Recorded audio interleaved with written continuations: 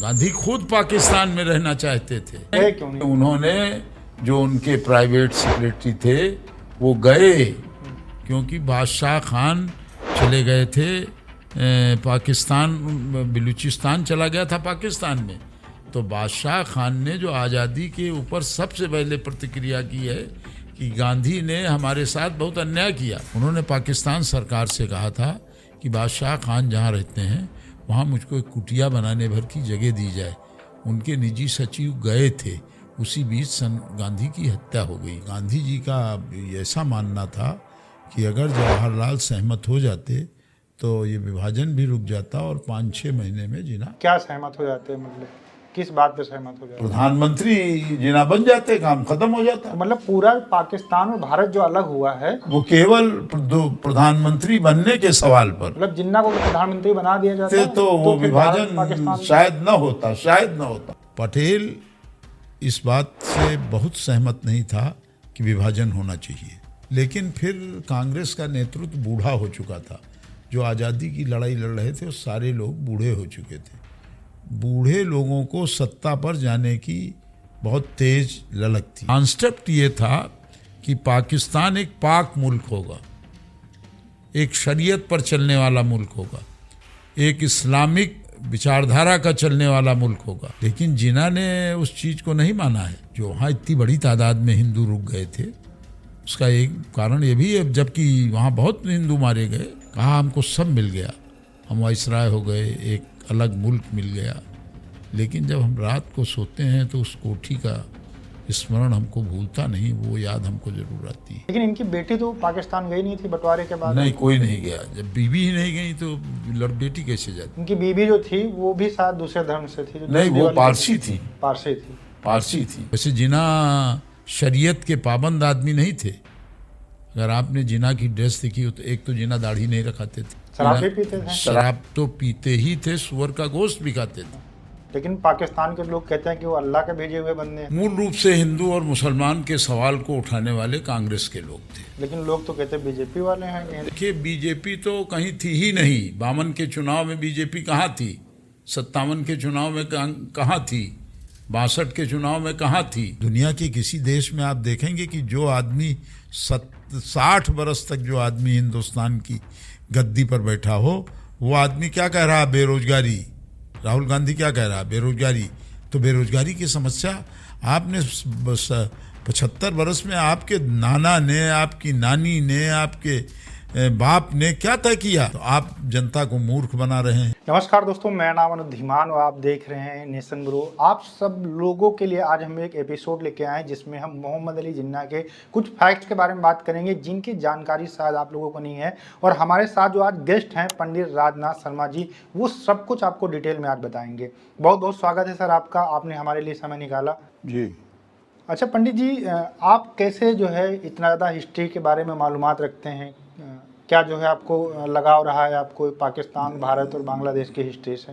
देखिए, हम शुरू से डॉक्टर लोहिया के विचारों से राजनीति में प्रभावित थे और विभाजन एक बड़ी त्रिदशी थी इस देश में, जो भारत का विभाजन हुआ।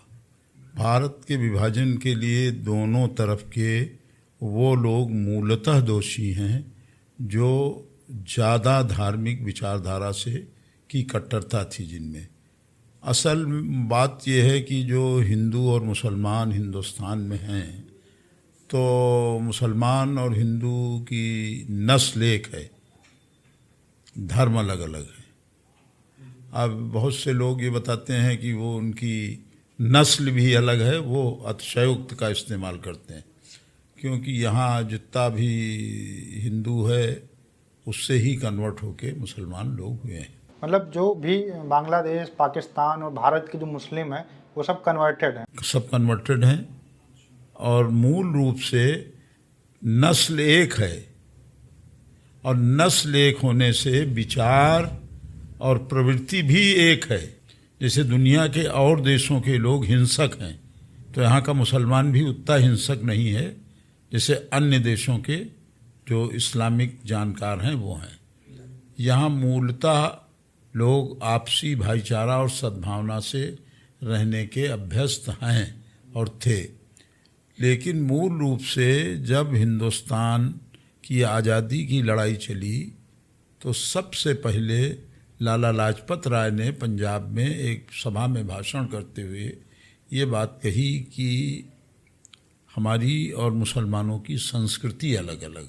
उस संस्कृति के बात को लेके जो अलग अलग संप्रदायों के दार्शनिक थे, विचारक थे, उन्होंने उसके अलग अलग मतलब निकाले और फिर एक हिंदुस्तान में हिंदू और मुसलमान की संस्कृति की बात चली।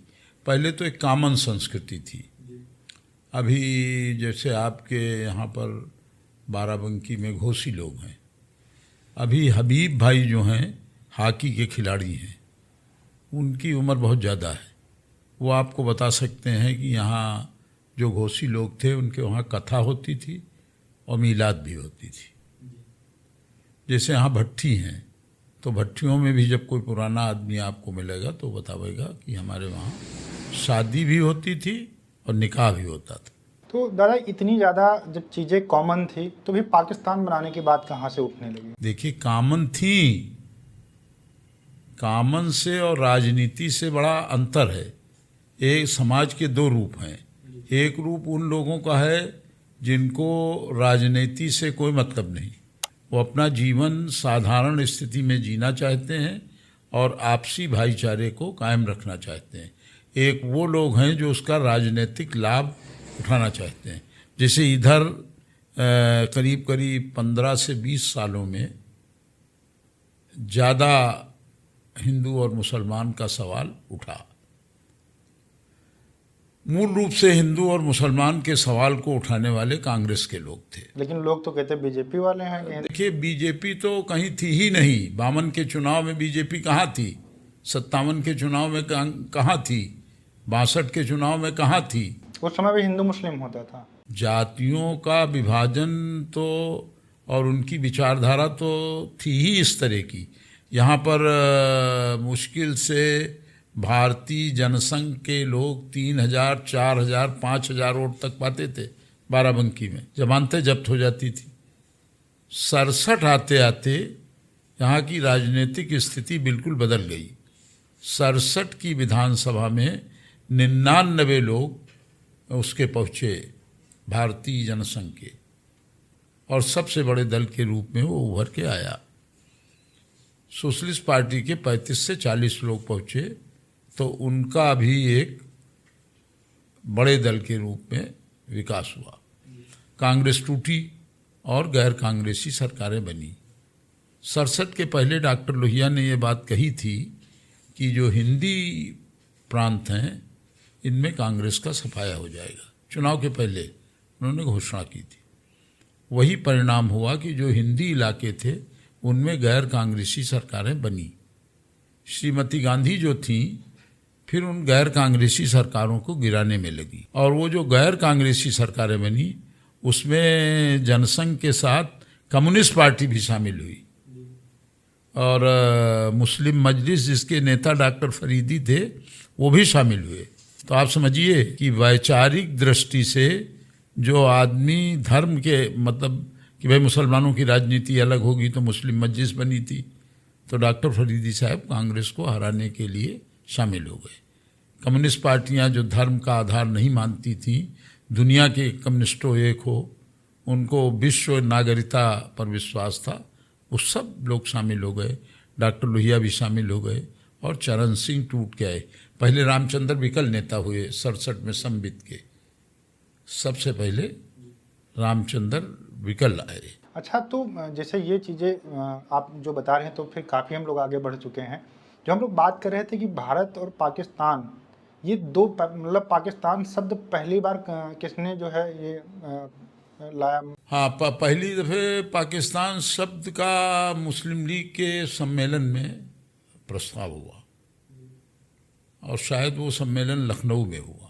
और जिन्ना का 20 जो सम्मेलन था उसमें मौजूद थे? जिन्ना साहब उस सम्मेलन में मौजूद थे। देखिए, मूल रूप से तो जिन्ना साहब ही पाकिस्तान के फाउंडर थे। खलीकुज्जमा थे जो बाराबंकी के थे। जो पाकिस्तान बना उसमें एक सबसे मूल बात समझ लीजिए, जिस ज़मीन पर आप बैठे हैं इसके 4 आदमी पाकिस्तान बनाने वाले 5-6 लोग थे, जिसमें 4 आदमी बाराबंकी के थे, खलीकी जमा गढ़ी भिलवल के थे, हैदरगढ़ तहसील के, खलीकू जमा नगर पालिका लखनऊ के चेयरमैन हुए थे। तब नगर पालिका थी, वो महापालिका नहीं थी। मतलब आप ये कहना चाहते हैं कि यूपी के जो मुसलमान थे ज़्यादा सक्रिय थे पाकिस्तान बनाने को लेकर। हाँ। लेकिन यूपी के अंदर ही पाकिस्तान का जो छोटे मोटे इलाके हैं उनसे ज़्यादा मुसलमान आज भी यहाँ रहते हैं। नहीं, यूपी, ये बाराबंकी के यूपी में मुस्लिम लीग जहाँ पर जहाँ जो राज्य मुस्लिम लीग बनाना चाहता था, जो सूबा, उसमें मुस्लिम लीग हारी, क्योंकि पूर्णतया सारे मुसलमान थोड़े पक्षधर थे पाकिस्तान के। ये तो धीरे धीरे धीरे स्थितियां बदलती गईं और फिर करीब 75% लोग पाकिस्तान के समर्थक हुए। अच्छा, ये बात सच है क्या कि मतलब एक बार मोहम्मद अली जिन्ना ने कहा था कि अगर जो यहाँ मुसलमान छूट जाएंगे, अगर छूट जाए मर जाए, हमें उनसे मतलब नहीं है, हम तो पाकिस्तान बनाकर ही रहेंगे? ये हो सकता है कि उन्होंने कहा हो, क्योंकि जब कोई राजनीतिक उद्देश्य की प्राप्ति के लिए चलता है तो उसको फिर केवल उद्देश्य की दृष्टि रहती है, फिर ये दृष्टि नहीं रहती है कि कौन मरेगा, कौन जिएगा, कौन बचेगा। वो तब मानवीय संवेदनाएं भी थोड़ी कम हो जाती हैं ना।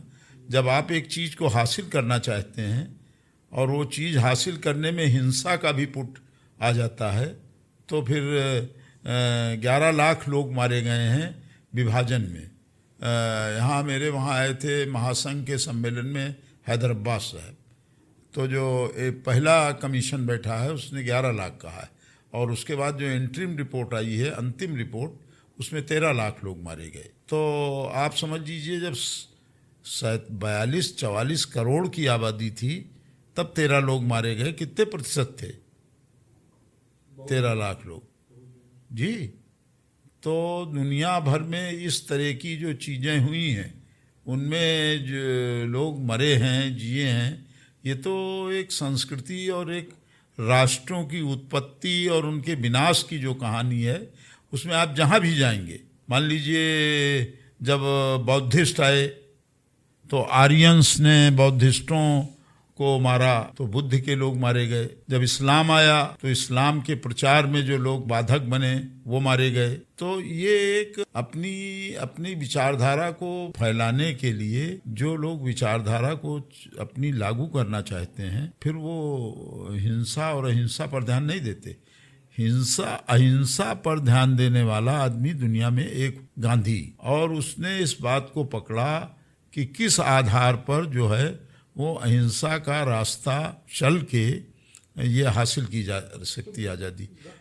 और जब आप वर्तमान और अतीत में जाइएगा तो टीपू एक ऐसा बादशाह हुआ जिसके साथ हिंदू और मुसलमान का एक बड़ा समागम था, और टीपू बहुत बहादुर आदमी था। और वो टीपू सुल्तान जो है, उसके टाइम में हिंदू मुसलमानों के बीच में बहुत कम फर्क था जातीय आधार। जब टीपू हार गया तब फिर हमारा अपना मानना है कि जो तत्कालीन उसके बाद के दार्शनिक हैं, उन्होंने सोचा होगा, क्योंकि टीपू के साथ ग्वालियर की भी सेना लड़ रही थी, टीपू के साथ बंगलौर की भी सेना लड़ रही थी, जो तमाम ऐसे राज्य थे जो हिंदुओं मराठों के थे, वो भी टीपू के साथ थे। आपने एक सीरियल देखा होगा जो आया था टीपू सुल्तान पर, तो उसमें जो कर्नाटका बंगलौर की एक महारानी है जो कैद हुई, तो उसके पास जब उसका प्रधानमंत्री पहुंचता है और वो पूछती है कि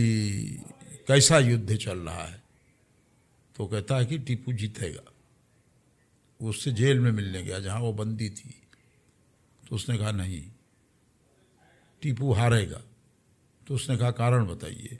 उसने कहा कि ब्रिटिश सेना जो है उसका नियंत्रण एक आदमी के हाथ में है, और यहाँ ग्वालियर अलग है, निजाम अलग है। यहाँ जो सेनाएं टीपू के समर्थन में आई हुई हैं, इनके कमांडर और इनकी बादशाह सब अलग हैं, और इनकी सबकी अपनी अपनी आवश्यकताएं हैं।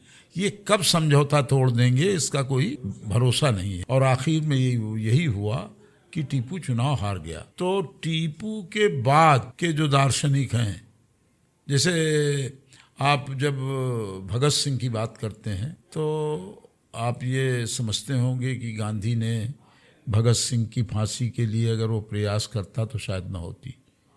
ऐसा नहीं है। गांधी ने तो पत्र वाइसराय को लिखा, गांधी ने वाइसराय से रिक्वेस्ट की कि फांसी न दी जाए, और फांसी के आधार भी नहीं थे, लेकिन अंग्रेज समझ रहे थे कि भगत सिंह का रहना उनके लिए हानिकारक है। दूसरी चीज़ ये थी कि धीरे धीरे करके 42 का जो आंदोलन हुआ जिसमें गांधी ने संपूर्ण आज़ादी का आह्वान किया, उसके बाद तो फिर बिल्कुल पक्का हो गया था कि 42 के बाद 47 तक जो आज़ादी मिलेगी उसमें विभाजन आवश्यक है। तो गांधी जी ने समझाया नहीं मोहम्मद अली जिन्ना को? 12 बार गांधी जी ने ऐसा वैसा प्रयास नहीं किया है। जिन्ना साहब की जो बम्बई की कोठी है उसके पास गांधी जी ने एक मकान किराए का लिया जिन्ना को मनाने के लिए, और 21 बार वो गांधी के घर, गांधी पैदल गए हैं जिन्ना के घर। देखिए स्थितियां कहाँ से बदलती हैं।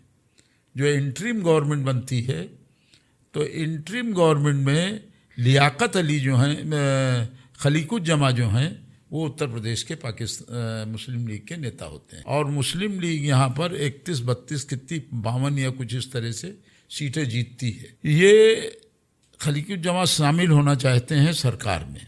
जवाहरलाल के साथ इनकी एक संधि होती है कि ये गवर्नमेंट में शामिल होना चाहते हैं।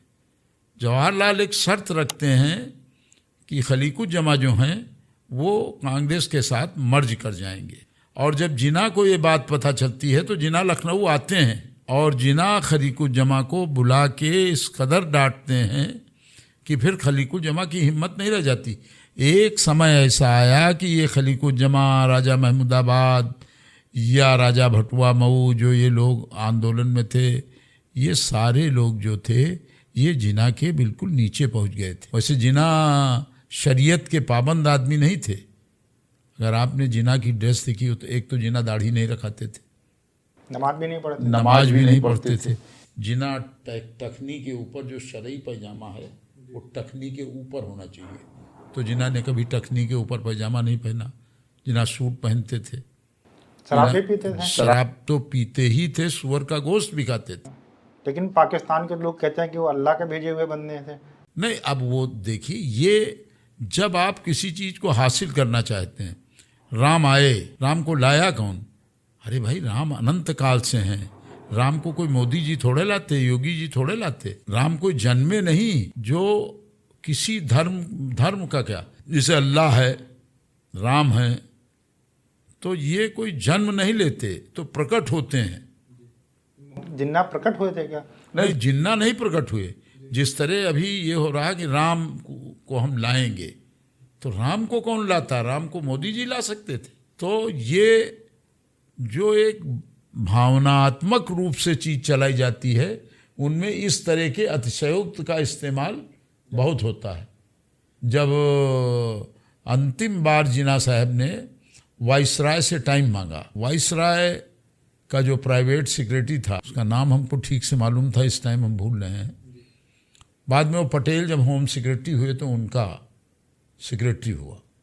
जब पटेल गृह मंत्री हुए भारत के, मेनन, तो मेनन उनका सेक्रेटरी हुआ। तो एक दिन वाइसराय ने बताया कि भाई जो जवाहरलाल हैं उनके ऊपर उनका पूरा नियंत्रण है, और जिन्ना साहब पर भी उनका पूरा नियंत्रण है। विभाजन की पूरी तरह से बात, लेकिन एक आदमी पटेल है जिस पर उनका कोई नहीं है। तो मेनन ने अपनी किताब में लिखा है कि मेनन ने वाइसराय को बताया, लॉर्ड माउंटबेटन को, कि मैं जो हूँ जिन्ना को आपके साथ बातचीत का रास्ता खोज दूंगा। और मेनन ने ही जिन्ना से बातचीत पटेल की कराई। पटेल इस बात से बहुत सहमत नहीं था कि विभाजन होना चाहिए, लेकिन फिर कांग्रेस का नेतृत्व बूढ़ा हो चुका था। जो आज़ादी की लड़ाई लड़ रहे थे वो सारे लोग बूढ़े हो चुके थे। बूढ़े लोगों को सत्ता पर जाने की बहुत तेज ललक थी, और उसी टाइम रूस, चीन, यहाँ सब पूरे एशिया सब कॉन्टिनेंट में साम्यवादी आ चुके थे। ब्रिटिशर अगर डरते थे किसी से, गोरे लोग, तो वो साम्यवाद से। तो उनको एक खतरा ये था कि अंग्रेज अगर हिंदुस्तान में जितनी तादाद में अंग्रेज हैं, ये वापस कैसे आवेंगे, ये वहाँ तक वापस कैसे जाएंगे। तो बीच के रास्ते की जो खोज थी, क्योंकि चीन कम्युनिस्ट हो चुका था, अमेरिका वहाँ फंस चुका था, चांगकाई शेक जो है उसका हिस्सा अलग हो चुका था, ताइवान का हिस्सा, आज भी जो ताइवान की संसद है उसके अंदर उतनी सीटें खाली हैं चीन की जितनी आबादी है, और वो चुन के लोकसभा में जितने लोग जाएंगे। रूस का जॉर्ज मार दिया गया था, तो एशिया के बहुत बड़े हिस्से पर साम्यवादियों का कब्जा हो चुका था। हिंदुस्तान भी अगर साम्यवादियों के हाथ में चला जाता या उन ताकतों के हाथ में चला जाता, जिसे भगत सिंह थे, चंद्रशेखर आज़ाद थे, सुभाष बाबू थे, तो अंग्रेज़ों की यहाँ से वापसी बहुत असंभव थी। तो जो ये मध्यम मार्गी थे, गांधी, जवाहरलाल, सरदार पटेल, जिन्ना, ये सब मध्यम मार्गी थे। ये हिंदू मार सकते थे, मुसलमान को मार सकते थे, अंग्रेज़ को मारने की इनकी हिम्मत नहीं थी। फिर एक ही दुनिया का देश है कि इतने बड़े विभाजन और आज़ादी के बाद कोई अंग्रेज़ कलेक्टर पाकिस्तान और हिंदुस्तान की ज़मीन पर मारा नहीं गया, सिपाही नहीं मारा गया, कोतवाल नहीं मारा गया। कोतवाल तो होते ही नहीं थे, तहसीलदार, कोतवाल, एसडीएम तक तो गुलाम लोग होते थे। जो कलेक्टर थे, और जो कलेक्टर हिंदुस्तानी हुए थे, वो रजवाड़ों के या तो बेटे थे गुलामों के, और या फिर उनके आधिपत्य में थे। तो अंग्रेज़ बहुत होशियार कौम थी, और उन्होंने जो है वो गांधी को इस बात के लिए चुना कि आज़ादी को स्थानांतरण इन्हीं को करना चाहिए, जिससे उनके लोग वापस चले जाएं सुरक्षित। सारे अंग्रेज सुरक्षित गए, और सुरक्षित ही नहीं गए, जो जिनकी पेंशन थी, मौत तक उनकी पेंशन भी मिली। अच्छा, तो गांधी जी को चुनने का एक सबसे मेन कारण था अंग्रेजों का, जिससे उनके लोगों को कुछ ना हो, चुपचाप वो वापस चले जाए। नहीं, एक तो सबसे बड़ी चीज़ ये थी कि अहिंसा के रास्ते से इतना बड़ा परिवर्तन हो जाना, ये एक मतलब खुदादार चीज थी। जिस अंग्रेज का सूर्य नहीं अस्त होता था, वो अंग्रेज बिना किसी हिंसा के यहाँ का राज्य उसने दिया। विभाजन तो हमारी गलती से हुआ। अच्छा दादा, आप ये बताइए, ये जो मोहम्मद अली जिन्ना थे, सेकुलर आदमी थे जी, पहले भारत की आज़ादी में लड़ाई लड़ते थे, हालांकि कभी जेल नहीं गए, कभी लाठी नहीं खाया उन्होंने। नहीं नहीं, ऐसा नहीं है। हाँ। भाई गांधी तो जिन्ना ऐसा थोड़े थे। जिन्ना कभी गए जेल?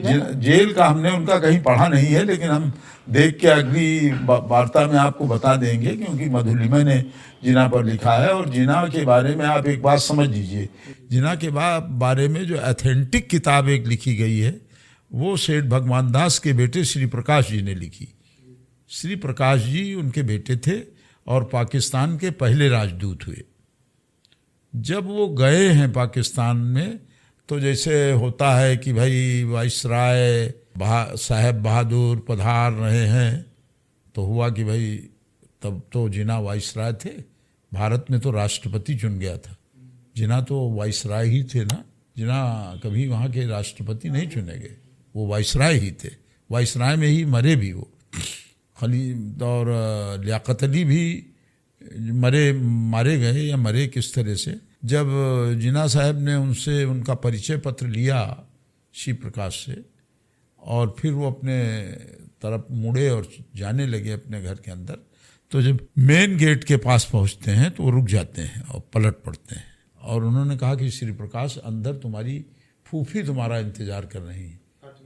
फातिमा जिन्ना के लिए उन्होंने कहा कि तुम्हारी फूफी इंतज़ार कर रही हैं। और जब वो गए हैं तो फातिमा जिन्ना ने उनसे कहा है कि भाई श्री प्रकाश, यहाँ हमारा कोई नहीं, तुम हो, हम हैं और जिन्ना साहब। मतलब ये अविश्वास की भावना वहाँ के वाइसराय के प्रति पाकिस्तानियों के दिमाग में हो गई थी विभाजन के तुरंत बाद, क्योंकि एक कॉन्सेप्ट ये था कि पाकिस्तान एक पाक मुल्क होगा, एक शरीयत पर चलने वाला मुल्क होगा, एक इस्लामिक विचारधारा का चलने वाला मुल्क होगा। लेकिन जिन्ना ने उस चीज़ को नहीं माना है। जो वहाँ इतनी बड़ी तादाद में हिंदू रुक गए थे, उसका एक कारण ये भी है, जबकि वहाँ बहुत हिंदू मारे गए, लेकिन वो जिन्ना उसको रोकने का पूरा प्रयास कर रहे थे। अच्छा दादा, एक और चीज़ आप बताइए कि जैसे मोहम्मद अली जिन्ना जब लास्ट उनका समय चल रहा था, तो क्या ऐसा सुनने में आता है कि उनकी इच्छा था कि वो भारत आना चाहते थे और उनका जो घर है वहाँ पर लास्ट देखिए वो कुछ नहीं। एक दिन उन्होंने जिन्ना साहब ने श्री प्रकाश जी को खुद बताया है। श्री प्रकाश जी अपने संस्मरण में लिखे, असल में जिन्ना जो हैं उनके बारे में एक बात आप और समझ लीजिए। जो बॉम्बे डाइंग के मालिक हैं, इनकी लड़की है दीना जी, दीना नाम है शायद उनका, जो जिन्ना की पत्नी थी। ये बॉम्बे डाइंग की मतलब जिन्ना की जो बेटी थी, हाँ, दीना, उन जो बॉम्बे डाइंग के मालिक लड़के थे, उनसे शादी हुई थी। तो ये आंतरिक डेकोरेशन की बहुत बड़ी टेक्नीशियंस थी। और ये लेकिन इनकी बेटी तो पाकिस्तान गई नहीं थी बंटवारे के बाद। नहीं, कोई नहीं गया। जब बीवी ही नहीं गई तो बेटी कैसे जाती? इनकी बीवी जो थी वो भी शायद दूसरे धर्म से थी, जो नहीं, वो पारसी थी। पारसी थी। तो उनके बारे में समझ लीजिए, वो जब नाबालिग थी तो जिन्ना साहब उनके घर आने लगे। वो बहुत सुंदर महिला थी, और जिन्ना की और उनकी उम्र में बड़ा फ़र्क था। तो उनके बाप ने एक बॉम्बे हाई कोर्ट में याचिका दाखिल की कि हमारी लड़की नाबालिग है और जिन्ना हमारे घर आने से उनको रोक दिया जाए। तो हाई कोर्ट ने वहाँ के फैसला किया है बम्बई के कि जब तक ये बालिग ना हो जाएं आप वहाँ नहीं जा सकते। जब वो बालिग हुई हैं तो खुद वहाँ पहुँच गई हैं जिन्ना के घर, और जिन्ना से उनकी जो शादी हुई है वो बहुत कम समय में टूट गई, क्योंकि उनको टीबी की बीमारी हो गई। और जब वो टीबी का इलाज करा रही थी, उसी टाइम सेंट्रल असेंबली के मेंबर थे जिन्ना। सेंट्रल असेंबली का मतलब आप समझ गए? जो लोकसभा है, तब इसको सेंट्रल असेंबली कहते थे। अच्छा, लोकसभा को जी। तो सेंट्रल असेंबली के मेंबर थे जिन्ना। और जो दिल्ली का मकान उन्होंने बनाया, तो उन्होंने श्री प्रकाश जी से कहा है कि जब हमारे दिल्ली के मकान का आंतरिक डेकोरेशन हो रहा था तो मैं 4-4 घंटे सेंट्रल असेंबली छोड़ के खड़ा रहता था उसकी पुताई, उसका डेकोरेशन देखने के लिए। कहा हमको सब मिल गया, हम वाइसराय हो गए, एक अलग मुल्क मिल गया, लेकिन जब हम रात को सोते हैं तो उस कोठी का स्मरण हमको भूलता नहीं, वो याद हमको ज़रूर आती। तो उससे जिन्ना को कहीं ना कहीं, एक तो जिन्ना भयातुर बहुत थे, क्योंकि जिन्ना की जो मौत हुई है वो एम्बुलेंस पर हुई है। ये मालूम है? मारा गया था कि उनकी मौत? नहीं, मारा क्या, वो तो टीवी में थे। लेकिन तो, जो एक देश का अगर कोई गवर्नर है, उसकी एम्बुलेंस में पेट्रोल खत्म हो जाए, ऐसा कैसे? नहीं, साधारण स्थिति समझ लीजिए।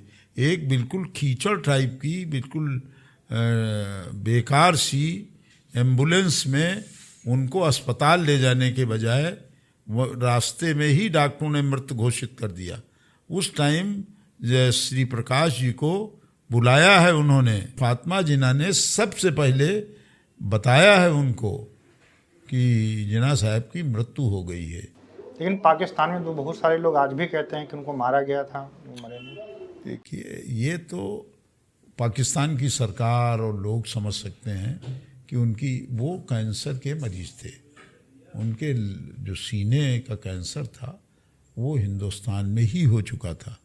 और गांधी जी का ऐसा मानना था कि अगर जवाहरलाल सहमत हो जाते तो ये विभाजन भी रुक जाता और 5-6 महीने में जिन्ना। क्या सहमत हो जाते, मतलब किस बात पे सहमत हो जाते? प्रधानमंत्री जिन्ना बन जाते, काम खत्म हो जाता। तो मतलब पूरा पाकिस्तान और भारत जो अलग हुआ है, वो केवल प्रधानमंत्री बनने के सवाल पर, मतलब जिन्ना को अगर प्रधानमंत्री बना दिया जाता तो वो विभाजन शायद न होता, शायद न होता। ये नहीं कि न होता, शायद न होता। तो गांधी जी ने क्यों नहीं बनाया कि भाई गांधी जी ने तो प्रयास किया, लेकिन फिर गांधी जी के हाथ से कमान निकल चुकी थी। अब वो कमान चली गई थी। पटेल, वाइसराय, जवाहरलाल, आचार्य कृपलानी उस टाइम कांग्रेस के अध्यक्ष थे। तो मतलब दो लोग की जीत में, जिन्ना की जीत और जवाहरलाल नेहरू की, दो लोग की जीत के कारण ही एक भारत जीत पाकिस्तान- भी मूल कारण था। पटेल भी उसमें शामिल हुए। फिर जवाहरलाल की तो हैसियत नहीं थी। जवाहरलाल तो सबसे कम वोट पाए हैं। जो प्रधानमंत्री पद का चुनाव हुआ है उसमें नंबर 1 पर हिंदुस्तान की जो कांग्रेस वर्किंग कमेटी थी, जो कांग्रेस संसदीय दल था, उसमें सबसे ज़्यादा वोट पटेल को मिले हैं। उसके बाद आचार्य कृपलानी को मिले हैं। 3 आदमी कैंडिडेट थे ना। और फिर आचार्य कृपलानी के बाद जवाहरलाल को मिले। लेकिन जो विभाजन होना था, जो वापसी होनी थी, तो ब्रिटिश कल्चर का कोई आदमी नहीं था। ब्रिटिश कल्चर के आदमी हिंदुस्तान के पास जवाहरलाल ही थे। वहीं बस गांधी जो ब्रिटिश कल्चर के मोह में फंसा, तो उसने जवाहरलाल को प्रधानमंत्री बनाने की संस्तुति की। क्योंकि बड़ा आप इसको कोई साधारण मामला ना समझिए। एक घर के बंटवारे में 5-4 भाइयों के कितना बड़ा बितंडा हो जाता है। कभी बाप मर जाते हैं, कभी माँ मार डाली जाती। और तो ये तो एक स्वाभाविक बात थी कि, और उसमें अगर पटेल हुए होते तो ज़्यादा संभावनाएं थी कि अंग्रेज़ों की वापसी होने में बड़े वो होते। अच्छा, एक चीज़ बताइए, जैसे मान लीजिए कि जवाहरलाल नेहरू एग्री हो जाते कि ठीक है हम प्रधानमंत्री नहीं बनेंगे, आप बन जाइए मोहम्मद अली जिन्ना, तो मुस्लिम लीग के जो नेता थे, बाकी नेता थे, वो एग्री हो जाते कि भैया भारत पाकिस्तान नहीं बनेगा, ठीक है सब। अरे भाई, साधारण स्थिति थोड़े है। इंदिरा गांधी सहमत हुई और लाल बहादुर शास्त्री प्रधानमंत्री बने। अब वो मर गए जाके कहाँ, रूस में, कजाकिस्तान में, ताशकंद में मरे। वो एक संधि में गए और उस टाइम डॉक्टर लोहिया जिंदा थे। और बताया, पूछा गया कि भाई जहाँ भारत का प्रधानमंत्री रुका था उसके बेड के पास कोई ऐसी घंटी थी कि जब उसको हार्ट में तकलीफ पैदा हुई तो उसने उस घंटी का इस्तेमाल किया। सुरक्षाकर्मी कहाँ थे? ये सारे सवाल हैं। अच्छा, इस बारे में हम लोग बाद में डिटेल से बात करेंगे। जी। आज हम लोग जिस चीज़ को कवर कर रहे हैं उस पर हम लोग बात करते हैं। तो मोहम्मद अली जिन्ना पहले सेकुलर थे, हिंदू मुस्लिम एकता की बातें करते थे, फिर एकदम से ऐसा क्या हो जाता है कि उनको लगता नहीं भैया हम, आखिर तक वो सेकुलर थे। सेकुलर का मतलब एक सबसे बड़ी चीज़ समझ लीजिए कि धर्म के प्रति घोर मतलब पूरी दृढ़ता से रुचि न हो। धर्म एक ऐसी चीज़ है कि अगर आपको ईश्वर का खौफ है, खुदा का खौफ है, तो आप अनैतिक कार्यों से बचेंगे। मान लीजिए कोई बाप है, अपनी बेटी के साथ बलात्कार करना चाहता है, वहाँ कोई कानून थोड़ा उसको रोक रहा है। बेटी भी असहाय है, वो कैसे रोकेगी? वहाँ केवल खुदा का खौफ आपको काम करेगा। तो ईश्वर की जो वो है प्रवृत्ति समाज में बनी रहने की, वो इसलिए भी आवश्यक है कि आदमी अनैतिक कार्यों से स्वतः आत्मा से बच जाए। और जो लोग जिनकी आत्माएं निर्बल हो जाती हैं और उनकी उसके प्रति खौफ खत्म हो जाता है, वो अन्याय और प्रतिकार और हत्या और बलात्कार ये करते नहीं हैं। आपने जैसे बोला कि मोहम्मद अली जो जिन्ना थे सेकुलर थे, 1918 के में वो रतनबाई से शादी करते जो पारसी औरत थी, लेकिन जब उनकी बेटी किसी पारसी लड़के से शादी करती है तो उससे सारे संबंध तोड़ लेते हैं वो। नहीं, बेटी वोटी ये तो उनका, जब वो फ्रांस में इलाज करा रही थी टीबी की, उनकी पत्नी, तब उनको बेटी हो चुकी थी। और नहीं, शादी करने के बाद जो दीना थी उनकी जो बेटी थी, उन्होंने पारसी से शादी की। सबसे बड़ी चीज ये है कि उम्र का इतना बड़ा अंतर था, समझे आप।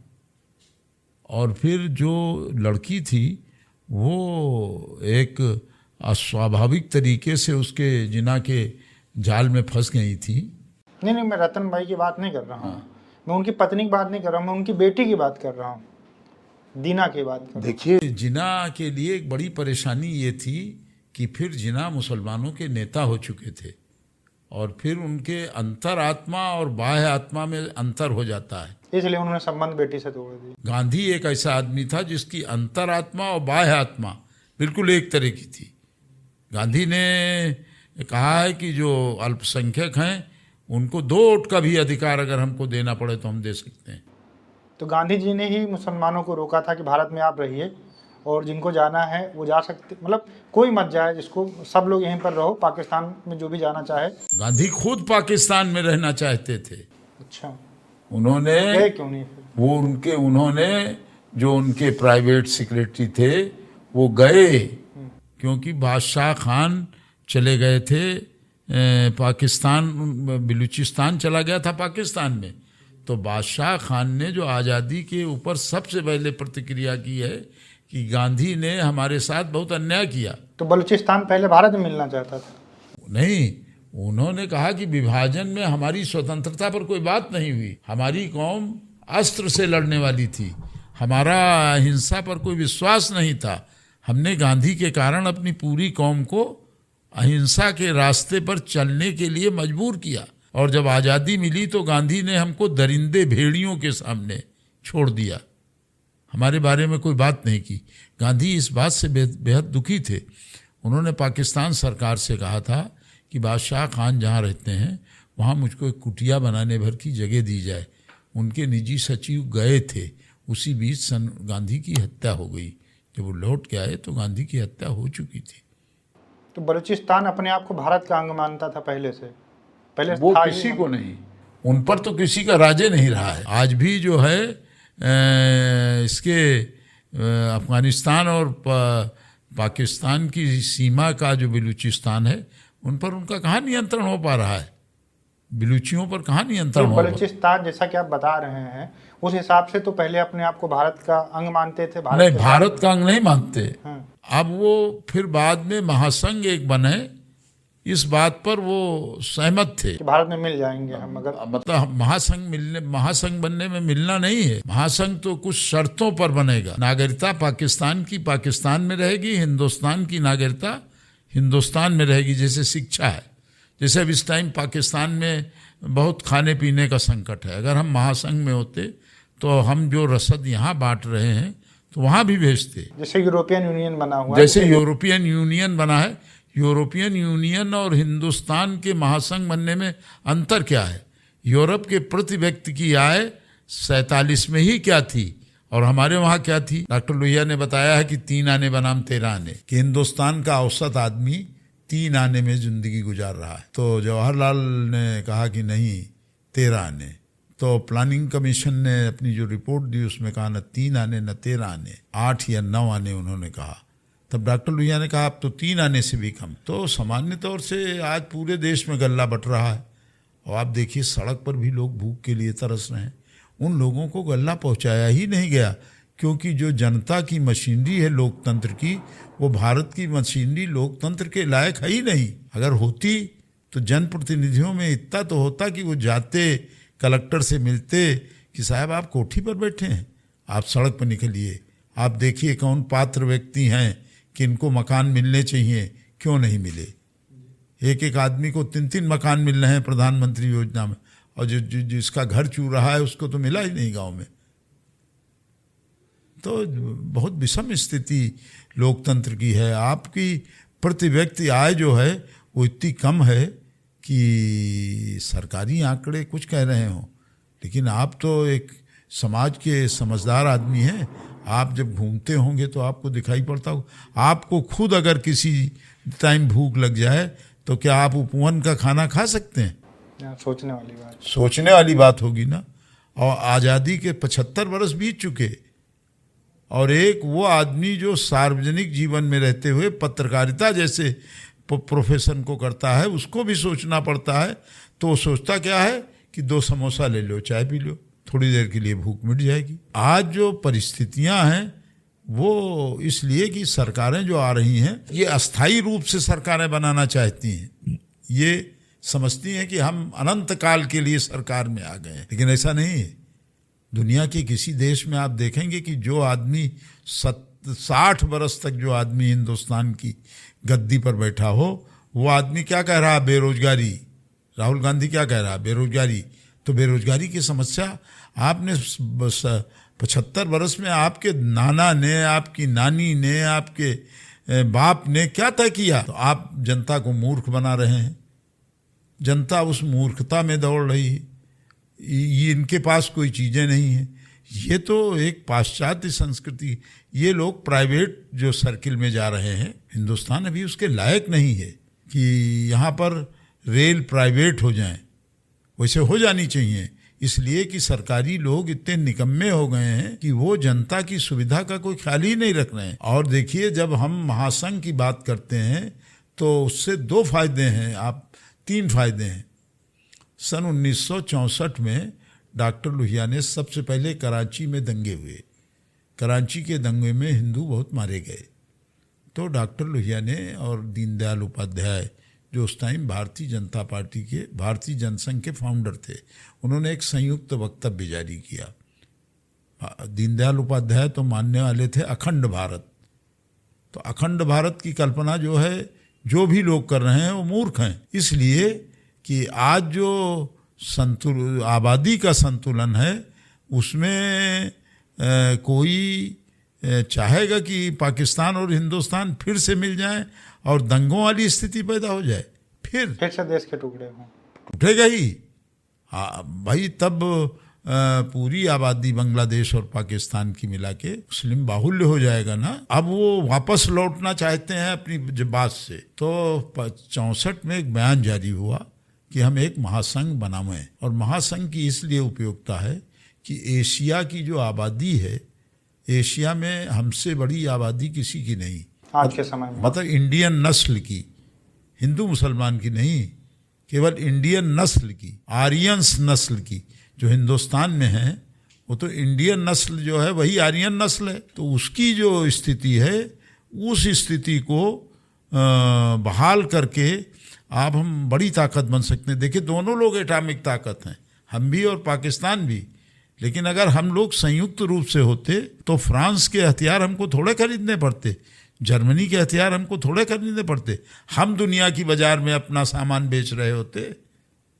हमारे लोग दवा, इलाज और बीमारी के लिए मर थोड़े रहे होते। अभी आप यूट्यूब में देखिए, एक चौधरी है, शोएब चौधरी, वो कितनी कोशिश कर रहा है दोनों देशों के मिलने की। अभी पाटेश्वरी जी बताइए, वो कुरैशी है, इम्तियाज कुरैशी जो है, वो लाहौर हाई कोर्ट में उसने एक मुकदमा दायर किया है कि जो मेन चौराहा है लाहौर का, वो भगत सिंह के नाम से रखा जाए। अभी 5 दिन पहले हाई कोर्ट ने कहा है कि आप अगर लाहौर सरकार, लाहौर की महापालिका इसको नहीं करती है तो अदालत के आदेश की तौहीन करेगी और उनको दंडित किया जाएगा। तो ऐसा नहीं है, जो हम बात कहते हैं इसके लोग पाकिस्तान में भी हैं, लेकिन हमारे देश की मीडिया, दोनों देश की मीडिया, उधर तो लोग बहुत परेशान हैं। आप उसका जो नहीं, अब परेशान है उन सब, कश्मीर का नाम लीजिए, तुरंत जिहाद के लिए तैयार हो जाते हो। देखिए, वो जिहाद नहीं है। आप कश्मीर को क्या समझते हैं? कश्मीर कोई आपका पार्ट नहीं है। कश्मीर तो एक अलग पार्ट था ही। कश्मीर को बचाया किसने? कोई भारतीय सेनाओं ने थोड़े बचाया था।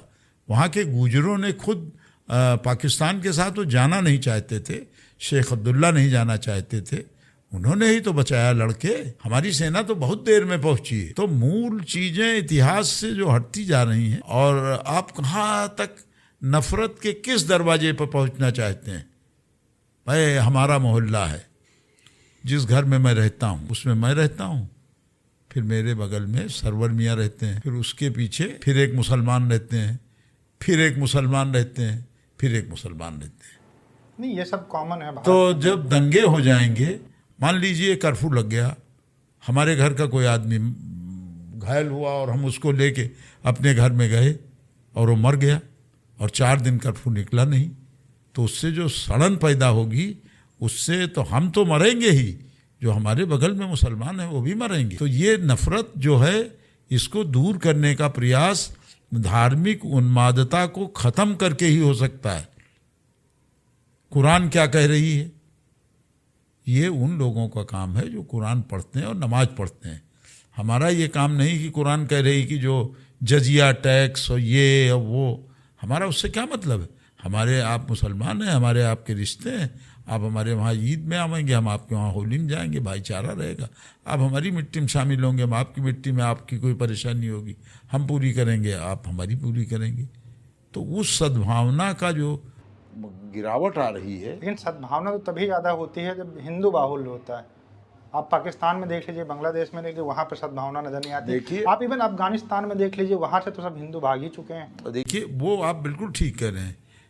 वो इसलिए कि हिंदू और मुस्लिम का सवाल नहीं है, सवाल ये है कि उसको आप पैदा करने का प्रयास करेंगे तभी पैदा होगी। गांधी के विरुद्ध बड़ा मुस्लिम नेतृत्व था, जो कांग्रेस में डॉक्टर अंसारी वगैरह थे, बड़े नेता थे, वो सब गांधी के विरोधी थे कि साहब गांधी जो हैं वो हिंदुओं के नेता हैं। लेकिन आज जो परिस्थितियां बदली हैं उसमें किसी मुसलमान से पूछ दीजिए गांधी का देश बने, गांधी का देश बने। आज गांधी, लेकिन कुछ मुसलमान ये भी तो कहते हैं कि हम सबसे ज़्यादा शरीयत को ही मानते हैं, हम संविधान को नहीं, हम ये तो, कुरान को मानते हैं। अरे भाई ये तो सब कह रहे हैं। उनका एक जो धार्मिक कॉन्सेप्ट है वो ज़्यादा कठोर है आपसे, बस। तो उसकी कठोरता से, उस कठोरता को दूर करने का सद्भावना से प्रयास होगा कि हिंसा से, कि लड़ाई से। सब शांति का ही सबसे बेहतरीन रास्ता है, उस रास्ते को धीरे धीरे उनको भी मानना ही पड़ेगा। दोस्तों, आप लोगों ने देखा कि बहुत सारा ऐसा नॉलेज आपको मिला होगा जो शायद आप बहुत सारी किताबें पढ़ते, बहुत सारे वीडियो देखते तो आपको मिलता। आज दादा हमारे साथ में आए थे और उन्होंने अपना समय दिया और बहुत सारी जानकारी आपको मिली। आने वाले जो शोज होंगे, हम उम्मीद करते हैं कि आप लोग भी अपने क्वेश्चन भेजेंगे जिससे हम दादा से पूछ सके और ये फिर आपको जो भी जानकारी है वो दे सकें। वीडियो कैसा लगा मुझे कमेंट सेक्शन में ज़रूर बताइएगा। बहुत बहुत धन्यवाद दादा आपका, आपने हमारे लिए समय निकाला। हम आपसे मिलते हैं नए वीडियो के साथ। नमस्कार, धन्यवाद, जय हिंद, जय भारत।